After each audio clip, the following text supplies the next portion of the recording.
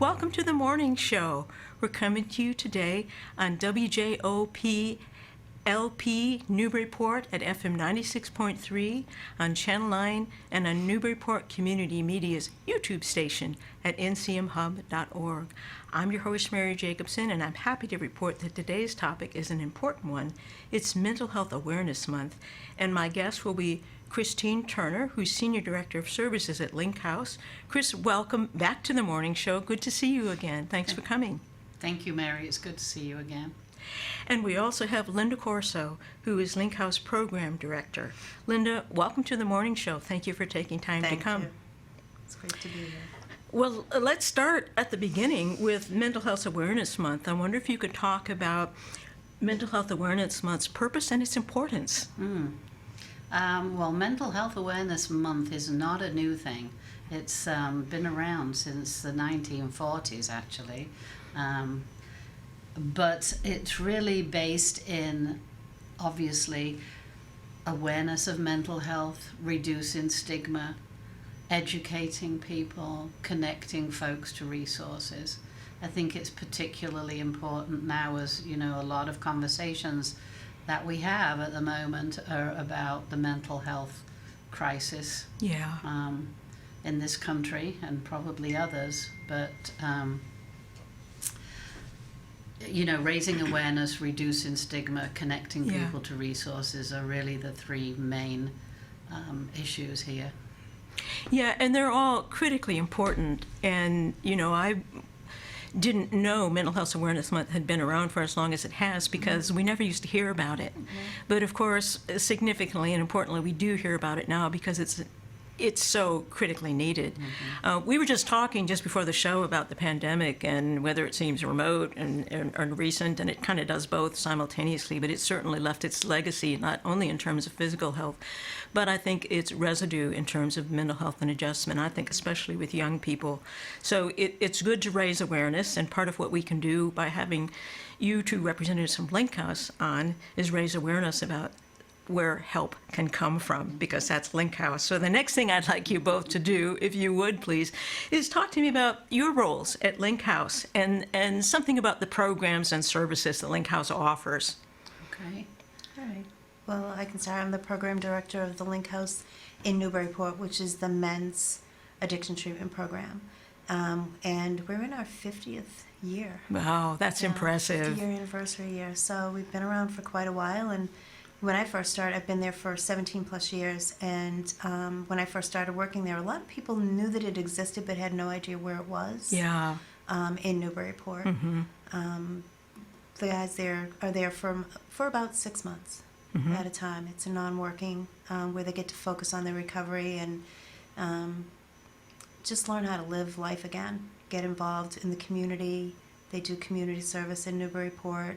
They attend meetings in the area and get connected with people. And I think connectedness, reaching out, learning to ask for help, being okay with that is such an important piece. And the isolation of the pandemic really is what raised a lot of people's anxiety levels and you know, depression because of the isolation. Yeah, absolutely. You know, it affected a lot of people, and that's where the connectedness, you realize that being connected with your community and other people is really important for your overall well-being. Yeah. And the other thing you talk about in terms of the transition, you know, from recovery back into living in a community, being part of a community, such a critical part of helping people take care of themselves and recover and flourish. So, and I know there's a bunch of other programs and services. Tell us some. A lot of times they start with Link House and then they go on to move on to some of the sober houses. Which wonderful. We have 2 men's facilities in Amesbury, the Progress House and the Elms. And then the Women's Center is the Mara Center in Salisbury. And they can go to the Mara Center and they're there for about 2 years plus. And then we have the Wish House in Newburyport, which is a sober house. Well, you know, I know that there's a lot of other outpatient services as well, Chris, that you'll probably talk about. But one of the things that I wanted to talk to you about is, you know, just how and why it's important to provide housing for people. Why is that a critical part? Affordable and safe housing for people, which is part of what Link House is able to do. So what makes that so important? Why is it essential to really helping somebody heal? I think feeling safe. Oh. I mean, people having Yeah. stable housing, having a place that they know they're going to go home and they're going to be safe. They're going to be out of the inclement weather. They're not going to be vulnerable to people if they fall asleep, stealing from them when they're on the streets. Yeah. It's really important to their sense of well-being and feeling stable, that they can actually have a root place where they can leave their things. They don't have to worry about things or take everything with them in a backpack. So a lot of our people that come in are homeless Yeah. and haven't had that stability in a long time. And it gives them a chance to feel safe again and Wow. settle in that. They don't have to worry about their housing and being safe and where they're, whether they're going to be able to sleep where they are, where they're going to sleep for the next time, if the weather's going to be bad, where am I going to go to get out of the bad weather and stuff. Then they can focus on themselves and start to heal and start the healing process and focus on their recovery and what they need to do to get back into society. And they start to get more hope. Well, that's a wonderful outcome. Hope is, we all need hope. Yeah. It's the building block to everything. But, Linda, it's interesting as you talk about why it matters. It makes me realize how much I take all those things for granted. Yep. And it makes me imagine, oh my God, what would it be like not to have that? Well, I would be freaking out. I would be able to do nothing except obsess about, am I safe? Where am I going to sleep tonight? Survival. And so, survival, that's right. The bottom of Maslow's pyramid, right? Yeah. Without that, you can't build to anything. So thank you for that eloquent description of why it's so important and how wonderful it is, and that can be such a pivotal part of the services that Link House is able to provide to people to get them back on track to a life in which they can flourish. Yeah. So, I'd like to add something in there, if it's okay, that Yeah. a critical piece, I think, of the residences especially is the clients, residents, whatever you choose to call them, men, women. Somebody's waiting for them to come home. yeah. Somebody notices if they're not Yeah. home. Yeah. And if they're not doing well too, if Yeah. they seem to Right. be agitated or something seems to be Right. off, and they have somewhere that they can go to say, I need help. It's so Right. important to know that someone cares about them. That's right. Yeah. So pivotal to, overcoming a sense of isolation, or just does my life matter? Will anybody notice if I don't try and get well? Yeah. To feel like there are people rooting for you, Yeah. in other words, which I know is part of what Link House is very good at doing, rooting for people and helping them to feel that. Well, there's a lot of other programs and services at Link House, and Chris, I think you're involved with those. Tell us about your role at Link House and some of the other programs and services that they make available. Okay, so my role at Link House is to supervise all of the programs that we have. Yeah. So I actually have a great job because we have amazing staff program directors. So they actually make me look really good because they do a good job at what they do on a daily basis. And Well, you've chosen well then. but Linda, Everyone wants that. I just want a call out to the staff because Yeah. especially, going through the pandemic, and we've had residential programs, that those staff have showed up every day, 24 hours a gosh, day, and yeah. gotten us through that. And also Yeah. the therapists and outpatient, they were on telehealth at home, Yeah. talking to clients on their computers for a while. So people really buckled down and worked hard. But going back to the programs, Linda's program, the Link House on Washington Street, was our first Link House program. And we also have the Elms and Progress, as she said, the men's housing, Maris, women's housing, Wish, a women's independent sober housing.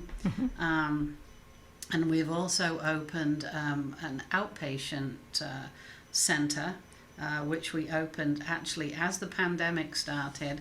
The Centre for Behavioural Health and Outpatient Services began. And we've served, I think, upwards of 1,000 clients Wow. already. Yeah. So we knew that the need was there Yeah. in this area. And I think, Link House has responded to the community need. Yeah. When we know something's needed out there, we look to our own resources and also to people that will assist us to respond to what the community needs are. And in response to community needs, we have now opened the Children's Outpatient Centre, which is called CATCH, Children and Teen Centre for Help.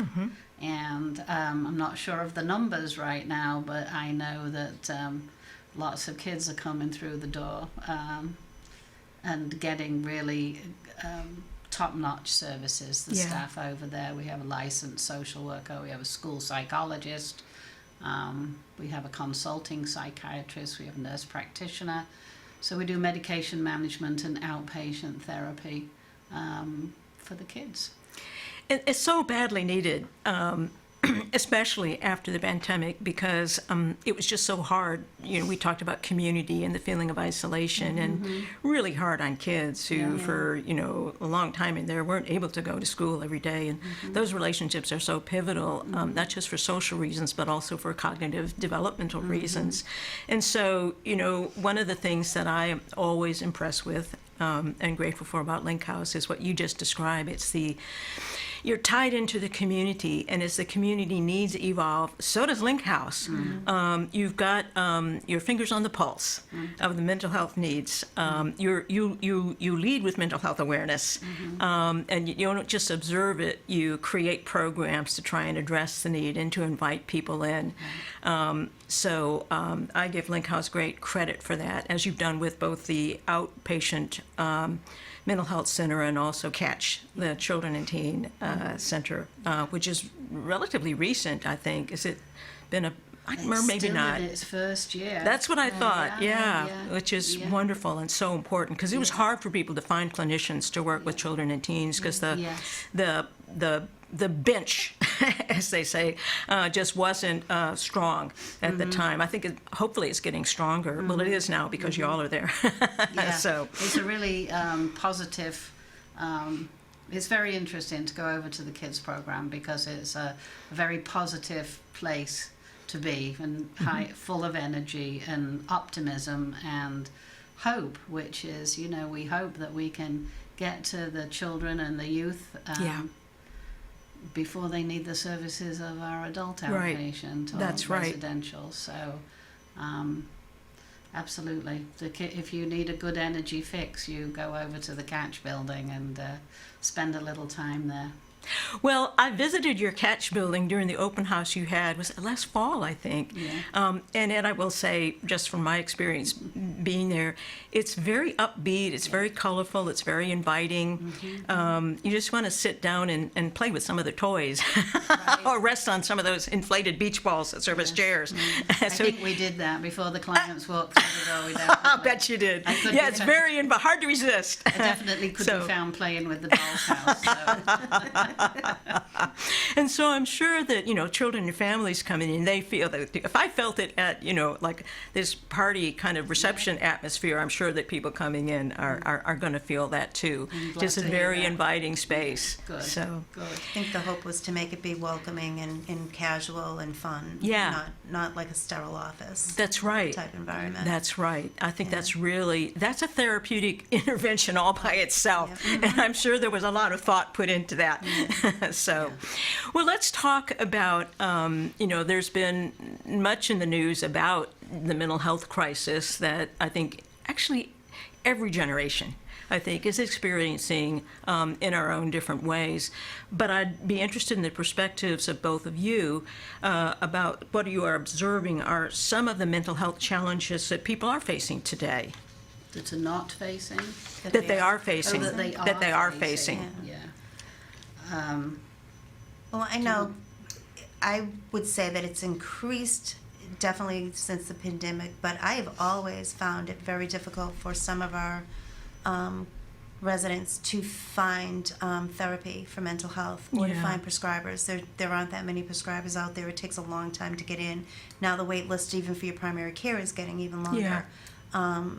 But the wait list to get into a prescriber, to get into a psychiatrist or a psychologist, to get a therapist to be able to discuss your mental health issues with, it's really difficult.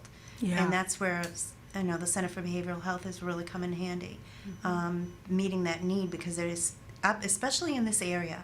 If you're closer to Boston, you have more options. Up in this area, there haven't really been anybody in the Essex County. There aren't that many places. Yeah. So especially in the Newburyport area, and West Newbury, Byfield, Newbury, there haven't been many places and options to go to. So it's definitely a definite need there and a definite deficit that we've tried to meet the demand of. So one thing is just what you're describing is the access to services, because I think the North Shore didn't have the infrastructure, mental health infrastructure, so to speak, that Boston or places that are more urban and more densely populated. They have that, more community mental health centers, more hospitals. And so part of what you're describing is just the dearth and the long waiting lists for really any kind of health care. And being accessible for people who are homeless and don't have cars and don't have the transportation, having something that is accessible by the bus. Yes. Or close enough in the next town over, being able to access the care is really important. And interesting, you mentioned the bus, and let's make note that Link House is accessible by the bus. It's on the bus route. And Happily so, and it's free these days. So. And also, the staff from Catch have been going into the schools to see children and youth during the daytime hours when they're in school. So that's expanding as we speak. Which is wonderful. The access to care without having to find transportation, making it a much easier to go and talk with somebody. Well, that's so important. Famously people say about real estate, it's location, location, location, but I think the same is true of mental health. Because access makes such a huge difference. People might be interested in going, they might be willing to go, they might be hopeful about going, but they have to be able to get there. And the easier it is for them to get there, the more likely they are to be able to avail themselves of the services and keep up with them. Well, access aside then, what are some of the other kind of emotional challenges, either relationship or mood or loneliness or overdoses of social media, the things we read about? What are your observations about some of the biggest challenges that different generations are experiencing these days and that they're bringing to you? Well, one thing comes to mind as you speak about that. There was a day when Gary Gassman, who's our executive director, you know him, Mary. The wonderful Gary Gassman. And I went to one of the high schools to talk about vaping, which is an important issue. But really, at the end of it, the feedback from the youth and the kids were that we need to talk about mental health. We need to talk about depression and anxiety and suicidality and those kind of things. So we heard it from the horse's mouth, so to speak. They were saying, help us, talk to us about these things, give us access to services for this, because these are the things that we're dealing with. Anxiety and depression across the board has risen. Substance use has risen. They're saying that, alcoholism has risen by 26% during the pandemic, which is huge. That is enormous. Yeah, but people were isolated by themselves. And you can get liquor delivered. Yeah, they were, liquor stores were, what do they call it? Necessary, essential business. Essential services, right? Yes. People were lonely. People were losing people. Oftentimes when folks are aging and they lose a partner, they may be introduced, not necessarily introduced, but their alcohol consumption may go up and they have a problem later in life. The loneliness factor. Yeah, of course. There's an epidemic, we like this word epidemic, pandemic, all of those things, but there's an epidemic of loneliness. Yes, in fact, Vivek Murthy, the Surgeon General, has written about that in those terms, an epidemic of loneliness, which is sad, isn't it? Yes. I mean, there's so many people. Right. And I often wonder, what role, and somebody's probably researched this, and maybe if they have, but what role the dependence upon and the absorption, the addictive quality of social media. We spend so much time on screens, especially young people, but everyone of every age anymore. And that's just not the same as being in a room with somebody. The energy is different, the connectedness is different, the sense of being reflected back to yourself in a way that involves affection, rather than celebrity or fame or clicks, how many clicks you get. So I'm curious, did the young people talk about social media at all, or is that just baked into their lives? I think it's baked into into their their lives lives. at this point, the younger generation. But Yeah. I think they're very aware, though. I Yeah. think we need to give our children and youth credit Yeah. for being aware of what's going on with Yeah. their generation. We're not necessarily the experts on that, and I think we need to listen to them. That's a big issue. It's like, listen to them, listen to what they have to say, Yeah. and not set ourselves up as the experts in how things should do, because they think innovatively and out of the box, and we often don't do that. So Yeah. welcome feedback from that age group of kids. That Well, you underline listening, and of course that is a critical healing component of the therapeutic relationship all by itself. Just the sense that somebody is going to calmly sit there and actually see you and hear what you're saying, rather than tell you what you should or shouldn't be feeling. And that is, that gets people to open up more. And then you can get to the heart of what is really troubling somebody. And also they're building the capacity, they're learning how to build a relationship, and those skills they can Absolutely. carry forward with them. And those are so critical in a world that is so lonely. Yeah, definitely. And it's interesting because this is Mental Health Awareness Month, but this week, Mental Health Awareness Month has designated a week to different topics, and this week is about connection. Interesting. Yeah, so it's interesting that we're talking about that, because Yeah. I think that's the foundation, Yeah. is connecting. I know in the addiction field we always say the opposite of addiction is connection. Yes, I remember. You Yeah, must have heard yeah, that many times over. yeah. I've heard it. I heard it from you. Oh.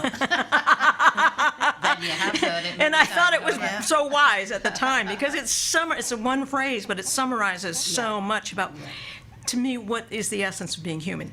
Yeah. Because we're mammals. We're built to connect with other people. We Yeah. have a limbic brain, and that means that we need that connection. It's what makes us feel alive. It's what makes us feel like we're human. Doesn't mean it's easy though. As No, much it as doesn't. It doesn't. We're human and we're social animals. For some folks that have mental illness and challenges, that connection is.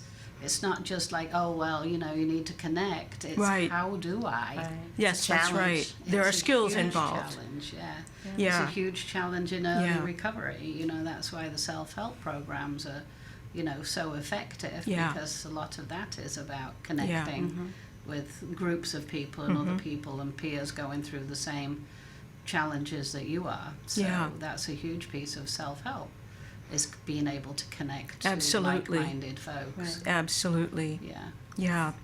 Well, I'm curious to find out, since you were talking about, listening to the young people who said, no, listen to us, we want to talk about mental health. Did they talk about feeling unsafe at school? Of course, gun safety is a huge issue, Yeah. and this is a generation that's been doing these drills, from preschool on. Did they talk about that at all? I think our children have, they're used to having these drills. I've talked to teachers and we've done many drills. It's part of the course now. Doesn't mean that we're used to it and it's not a terrible thing. Yeah.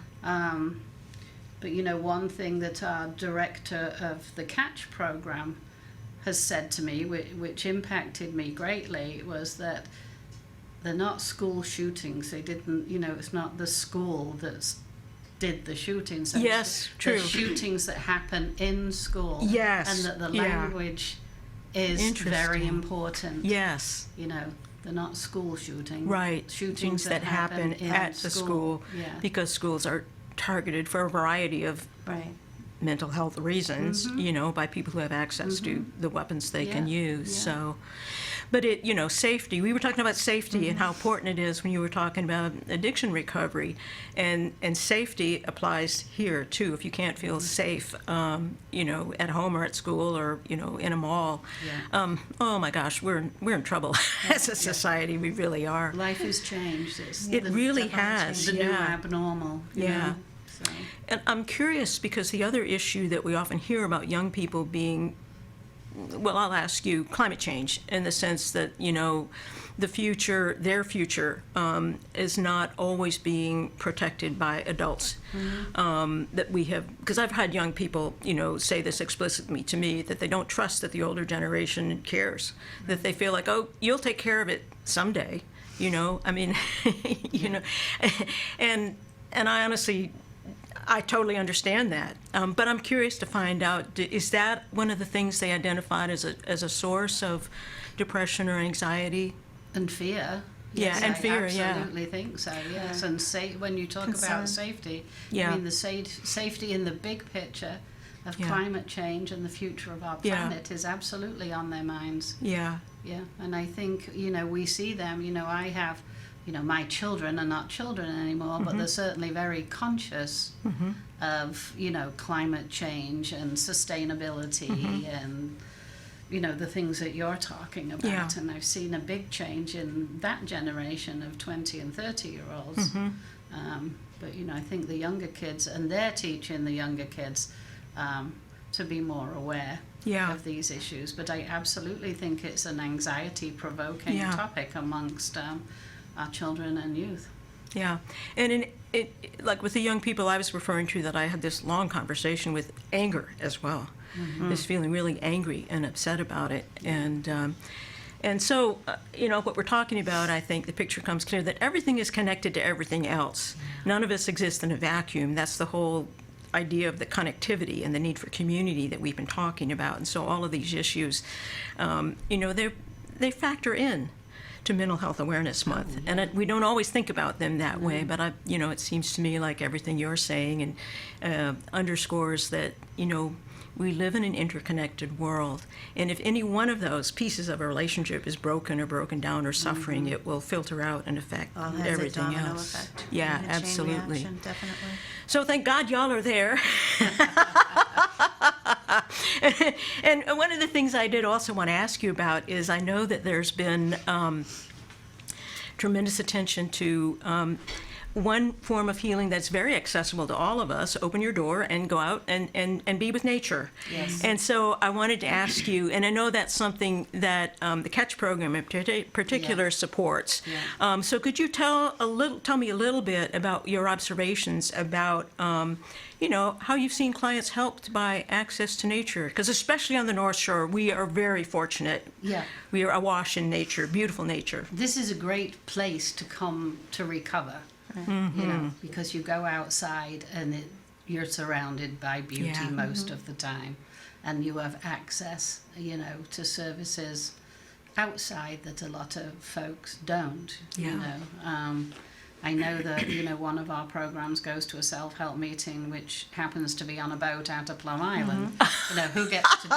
Where That's else do you brilliant. get to do that? That is brilliant. So, and, For the guys in Link House, they have access to the rail trail. They go down the waterfront. There's Yeah. a meeting outside on Sunday mornings, I believe, that's at Maudsley, which is out in the Oh, woods. gorgeous place.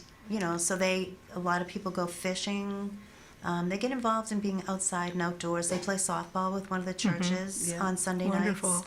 And a lot of our guys that transition from Link House and go to the sober houses continue to play softball Oh, and that's get involved great. with the community. So it's really a great place to come and recover. Yeah. Some know. of the programs have, this is the time of year that they're creating gardens and growing vegetables and flowers. We were yes. just talking yesterday at the Maris Centre about having a flower garden so that the women can pick fresh flowers and actually have them in their room. Brilliant. Bring a little the outside in. Brilliant. People are learning to grow things that have never done it before. That they've just never done it before. So it's really interesting to see the wonder in their eyes. Oh, I'll bet. Yeah, as they're absolutely. watching things grow.